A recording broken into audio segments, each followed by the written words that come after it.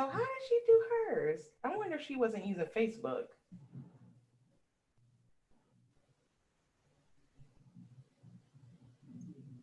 Wow, it's live on Instagram. I mean, In YouTube? we're in YouTube, so Okay. let me see if I can then put this link. It's definitely a delay.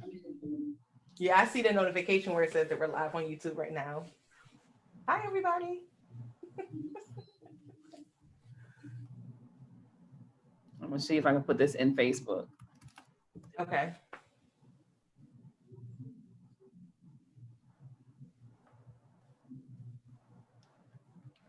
I'm gonna let you talk while I set this up. Okay. So, hello, everyone. Welcome to Sharia's YouTube channel. I am a guest. My name is Sherry. I work with Sharia at the RS Counseling Wellness Center. Sharia is the executive director and a lead therapist there. I work with Sharia at the center as a life coach, as a lead coach, and then as the intake coordinator. We are very passionate about empowering people to be their best selves in every area of their lives. And really, that just centers around just the mission of the center, which is why we're not just a counseling center, we're a counseling and wellness center, because we want to be able to give people information to, again, be well in each area of their lives. On Saturdays, we have started this new series called the Small Business Saturdays. And what we do is that we come on here, we talk about our journeys with being business owners so that you can have information and tips and resources to either start your own business or to maintain your business or even to expand your business if you are in that position as well. Sharia and I are both business owners. Again, Sharia is the executive director and founder and lead therapist at the RS Counseling Wellness Center, which opened back in 2015. So it's been pretty exciting just to see just how the center has grown. We now have contractors, we have employees. We've been able to expand our services even beyond offering individual and couples and family sessions at this center as well. Sharia also does business consulting. And so she works with organizations and nonprofits. She also does executive leadership trainings as well. So there's a lot that the RS Counseling Wellness Center encompasses. She has been in business for several years. I'm the newbie of the bunch when it comes to, being a business owner.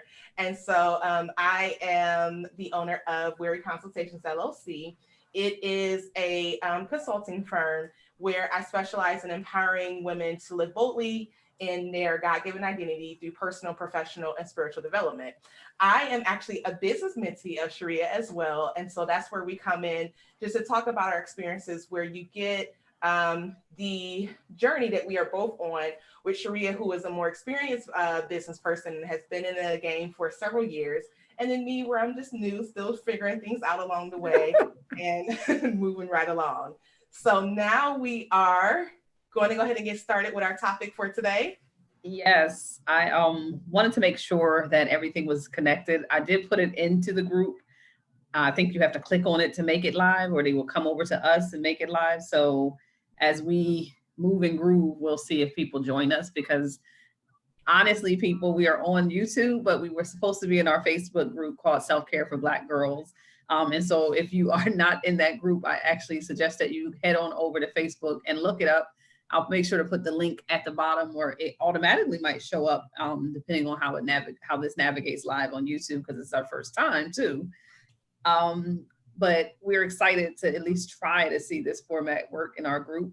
I'm going to be looking at the YouTube to see if there's any questions that pop up as we go.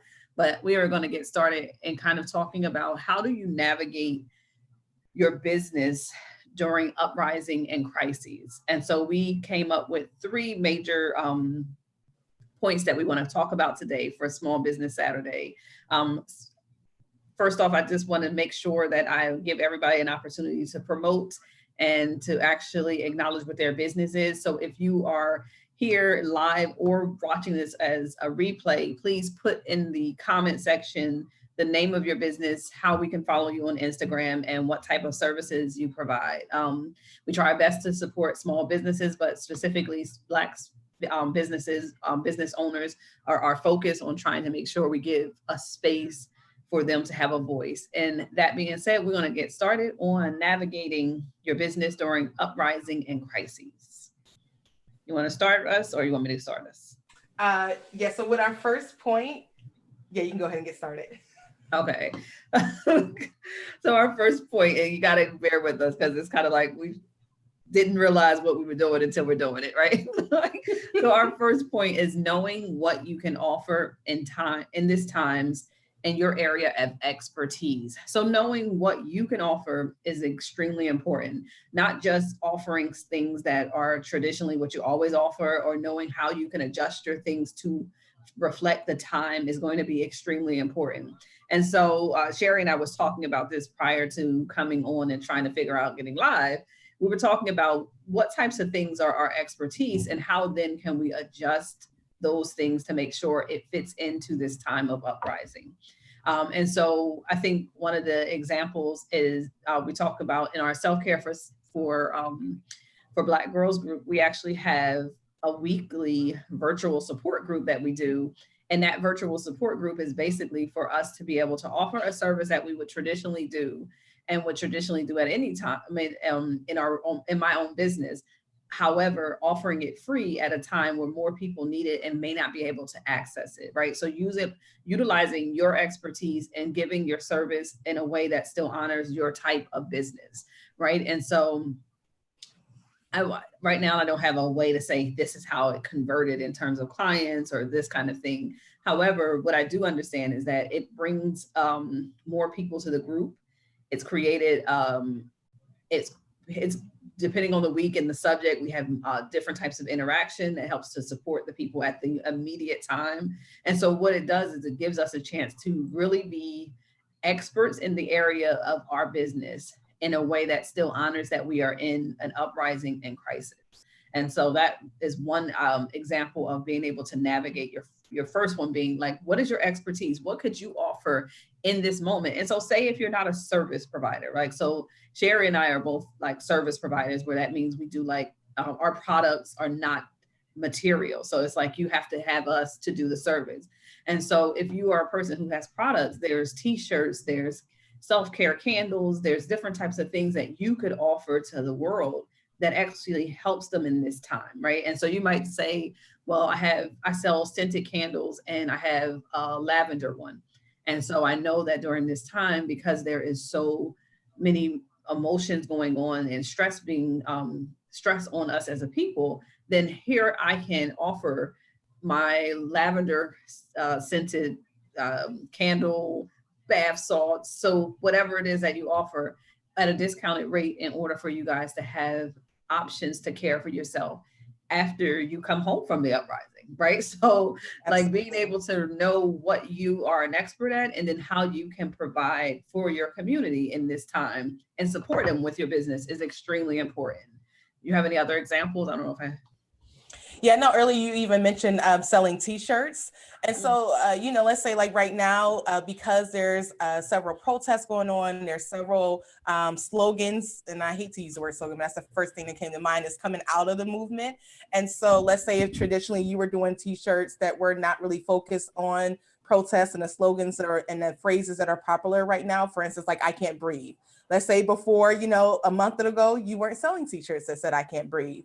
Well, now you can still sell t-shirts, but now you can offer an additional option with, for instance, the phrase that I can't breathe, since that's something that people really connect to right now in regards to the movement and how it's related to just racial injustice and the right and the aim to dismantle systemic injustice. Ultimately, with this point, what we're just trying to say is that you don't have to stop being who you are. You don't have to create an entire new business just because of what's going on. Is that you still stay true to yourself and you find a way to fit who you are, what you've been doing into what's happening. And then let's go to the second point, which is about ethics. How your ethics play into this ethics and values, right? And so you're going to offer a t-shirt that says, I can't breathe, with the indication that you may make a profit. And so what you might do is decide for the purpose of that t-shirt specifically, you're going to donate towards the defunding, or excuse me, like defunding of police. You may donate to that. You may donate specifically to bail for people who are actually protesting or uprising. And that way you can be a part of a larger goal, but still be able to benefit for your business, right? And so really making sure that you know what your values are, your ethics, and not compromising them for money, right? And so I'm going to give an example really quickly and then come back and give another example later. But one of the things when you were talking that came to my mind is that in this time of uprising, like, you can feel really guilty at making profit or making income, and that's a natural feeling.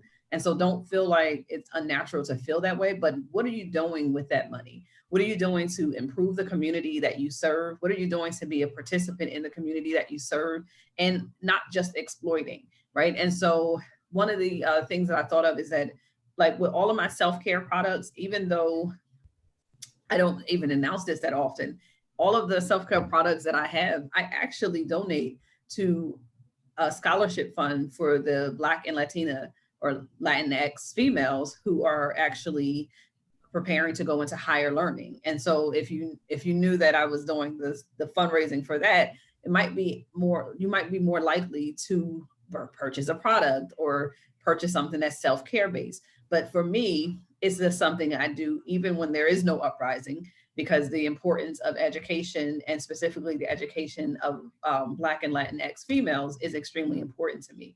And so every time someone buys one of my self-care books, one of the self-care courses, a portion of that goes to the donation, or goes as a donation for me to help with either books, scholarship, or if a person is going to a vocational school, things that they might need to be prepared for that.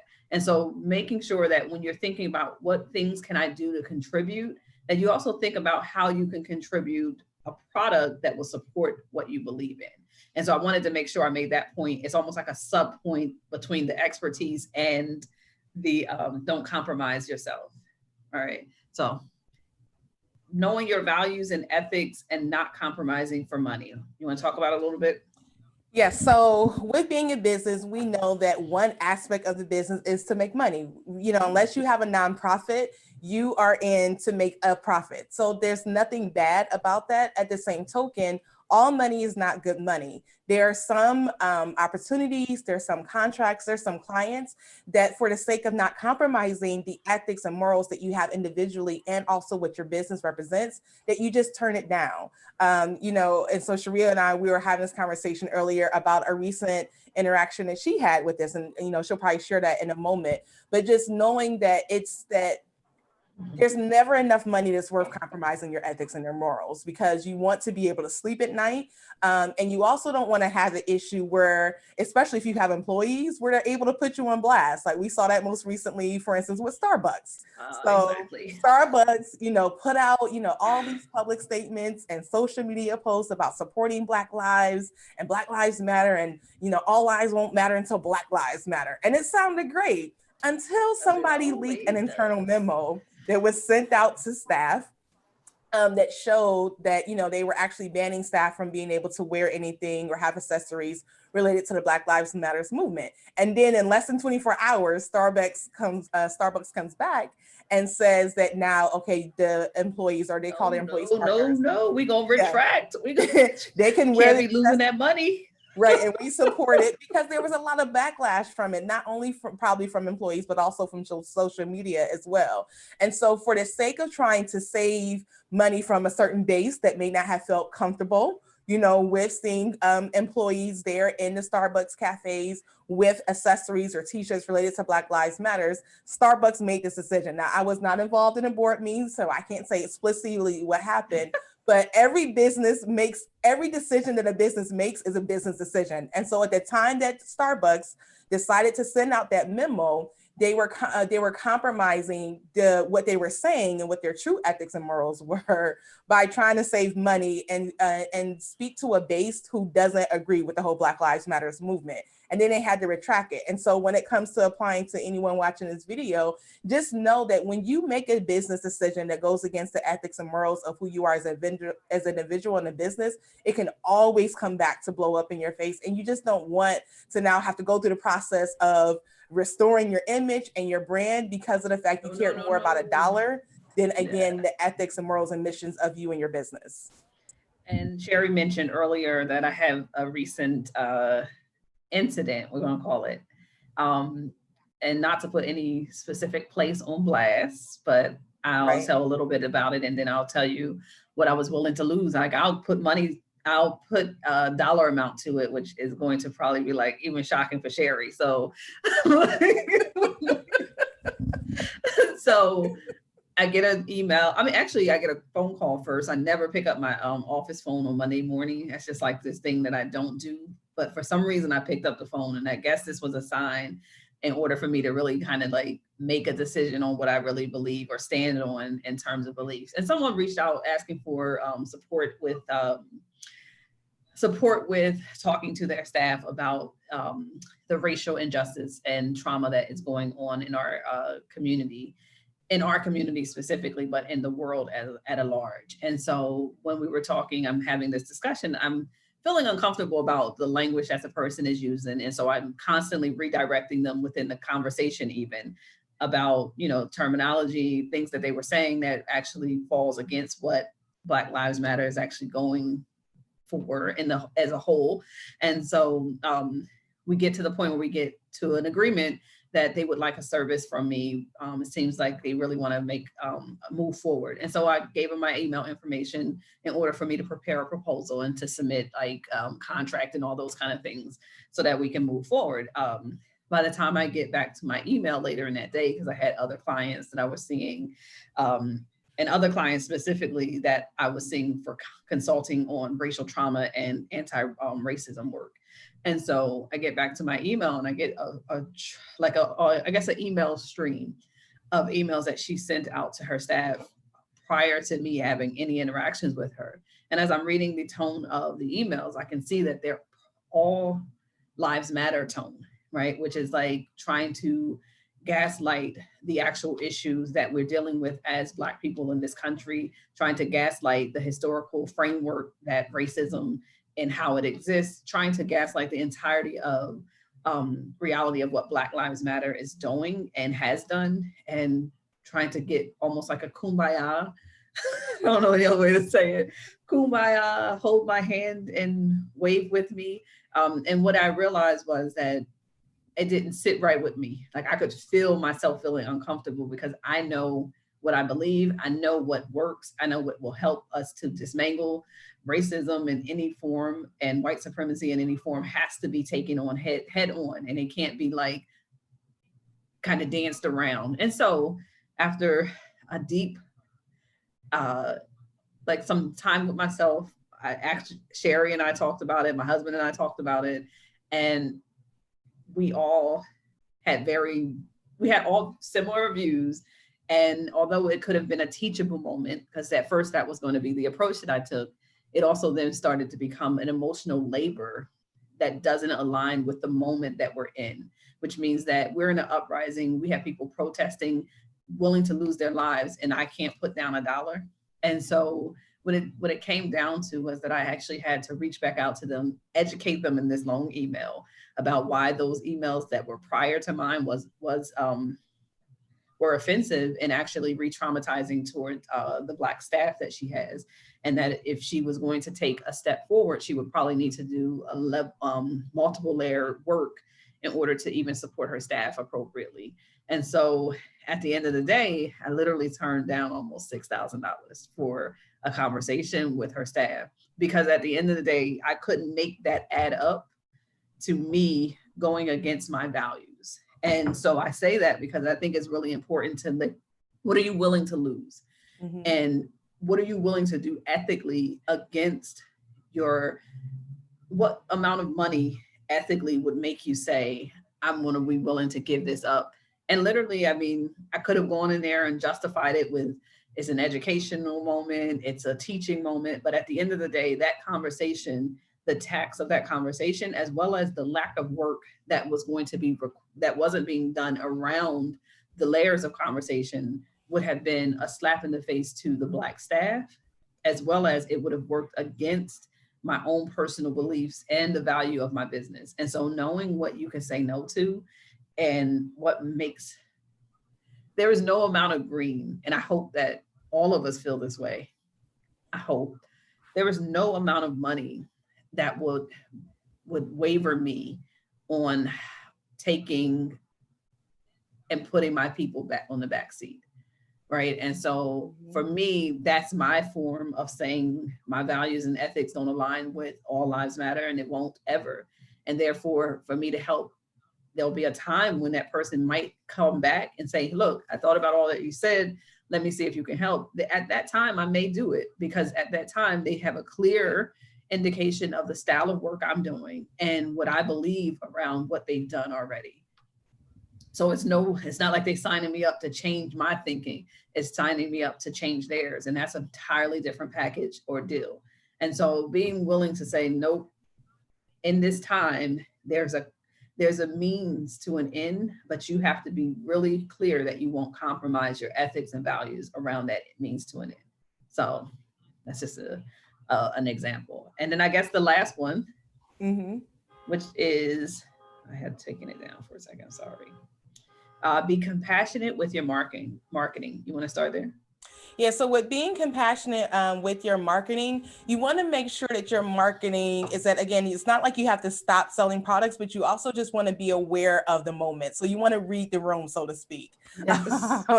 And so, Please Sharia and read I, it. we were talking about how just with different businesses making statements and just the statements that Sharia makes sure that she put out in her business. I have, even though I have a small email list at this point, I still made sure that I sent out a message, to everyone on my email list just to say, hey, I know this is what's going on. Here's my stance on it, things of that nature. And so there's a way to be able to still be compassionate about what's going on and still utilize your business as a solution or as a support to what's going on. Like one of the worst things that can happen right now, to be completely honest, is complete silence. And I understand that it can be difficult to know what to say, and there can be a fear of saying it wrong, but that can be part of your statement. Is to Yeah. say, hey, it's like you don't need to be perfect in it. You can say, hey, in light of recent events, I really don't want to say the wrong thing, but I know saying nothing at all is even worse. So here we are. We're just making a statement to say we're committed to be part of the solution. And, we're going to make sure that not only externally with our clients, but internally we'll support our staff as well. Very short and sweet. You're not going into the whole historical context of what's happened over the four past centuries here in the United States and, Yeah. listing all the names and the victims. You don't have to do all that, but just taking an honest approach, admitting that you don't know it all, it's just that it's a good start, because just your silence will actually end up harming your brand more than it, will help it, especially if you can post every single day about a new product line that's coming out or, a Yes. new update with your business. And you have not said nothing as of today. I can understand when, the incident when George Floyd first happened, that was on Memorial Day, where it's just like, okay, wow, I got to pull it together. But we're now almost a month. And if you have yet to say anything, one, to your clients, and then most importantly than that, to your staff, if you have staff that work with you, is that your silence actually ends up doing more harm than good. And so with all the marketing, all the advertising that you're doing, just make sure that you're taking a stance that you can look back years from now and feel comfortable with. Mhm. Yeah, like so that it looks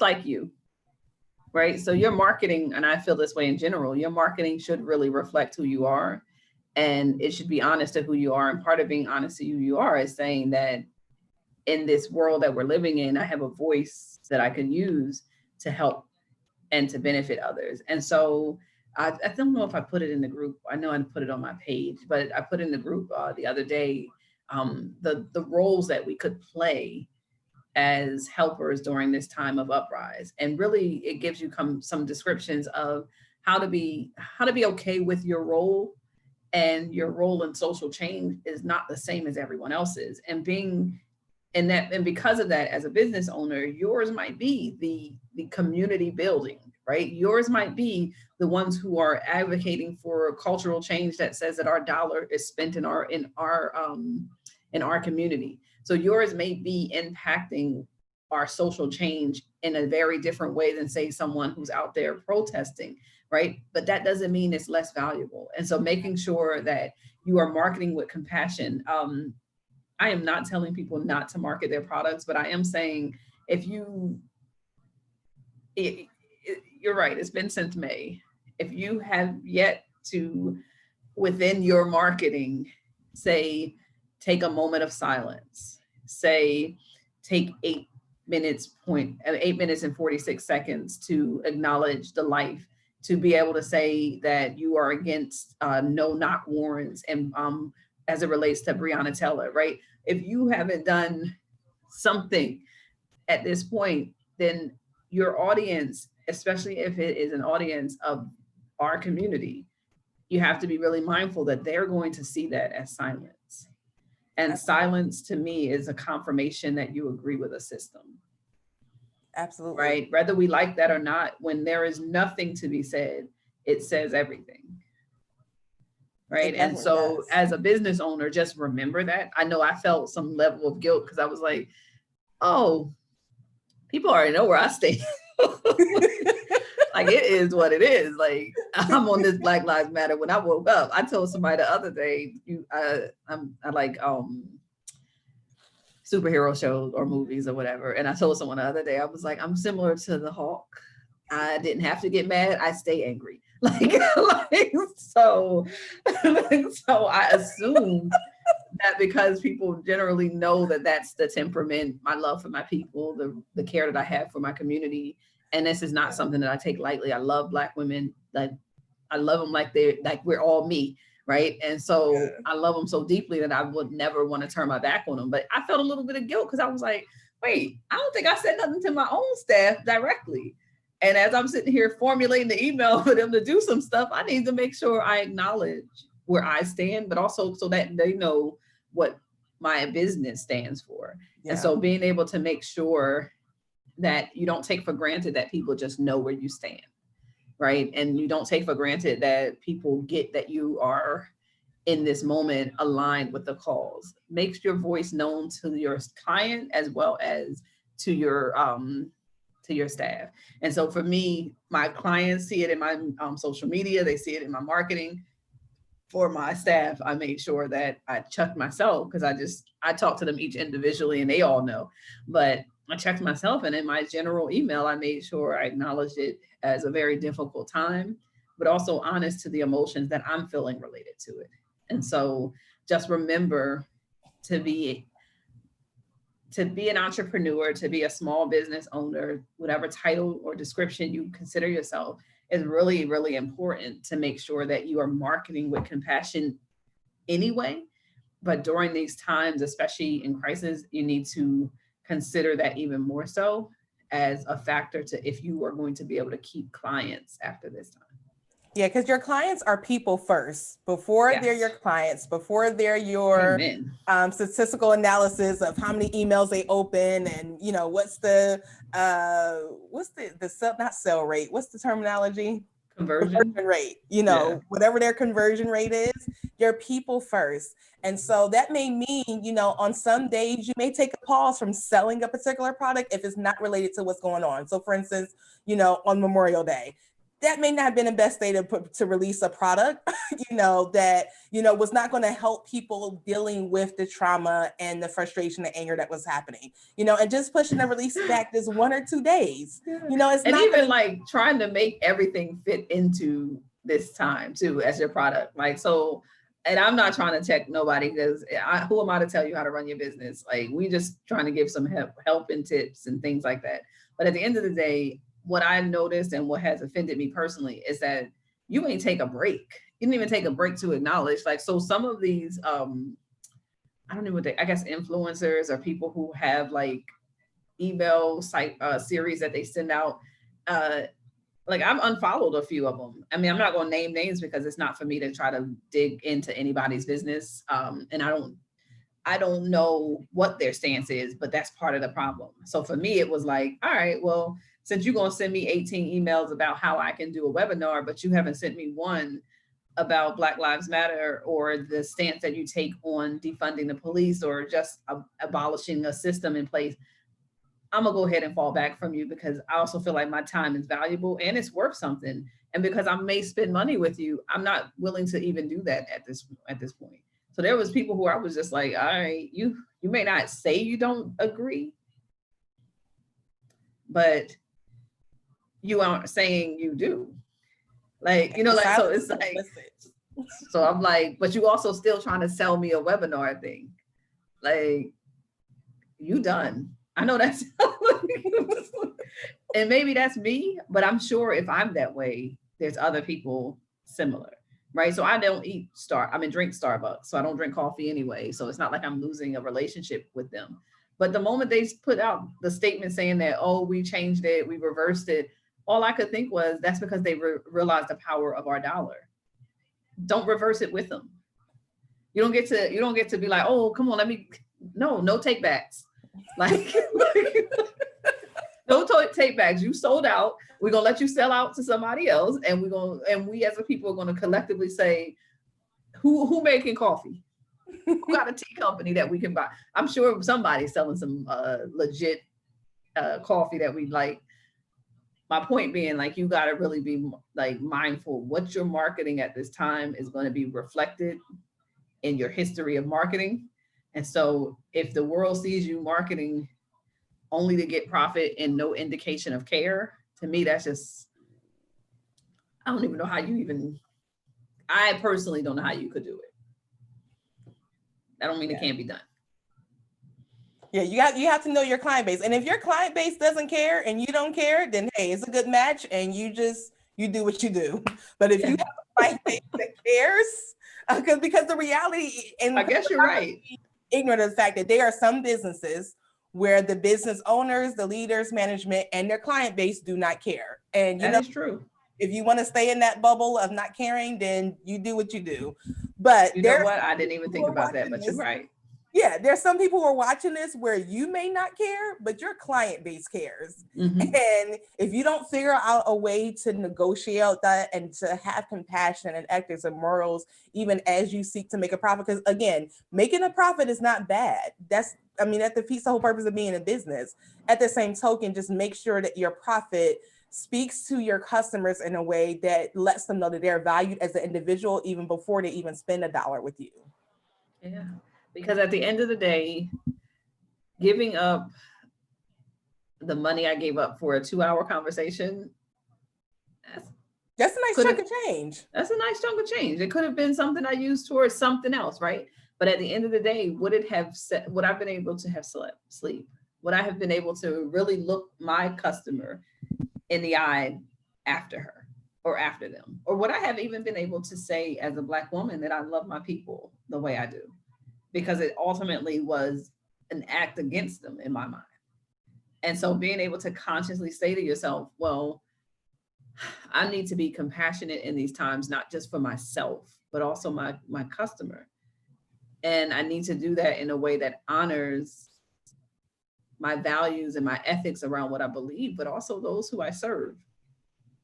And so just being as transparent as possible. I think if you are a Black business owner and you don't find the need to be compassionate to your clientele and the base is Black, then it's going to really be hard for me to not see you as a sellout.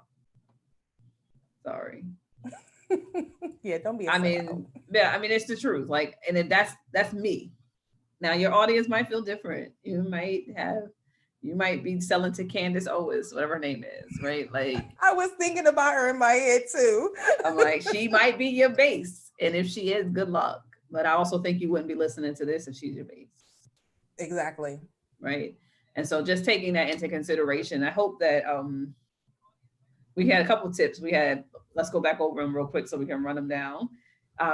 Know what your expertise is at this time so you can offer it in terms of support and also product and services, and being able to make sure that as you're doing that, you're being ethical and valuing your community, but not just your community, but yourself, and also trying to make sure that you can contribute to the uprising and the causes that are we're dealing with right now in a way that still honors that your business needs to make profit in a time of crises, right? And then lastly, market with compassion. Make sure that you know who your audience is, what your audience needs to hear from you, and I guess really not needs to hear from you. It needs to be true to who you are, right? So I guess we don't want you to be we don't want you to be anything but authentic. And if you're not able to do that, then possibly reevaluating who you're marketing to, and even what your business is really fully about. might be a sub tip. We hope that you are enjoying these small business tips. I know we did a lot in the last few months. We will have some more coming up. Ideal client should be really good. You guys will get some actual, like, if you're in the self-care group, you actually will get these recordings every week.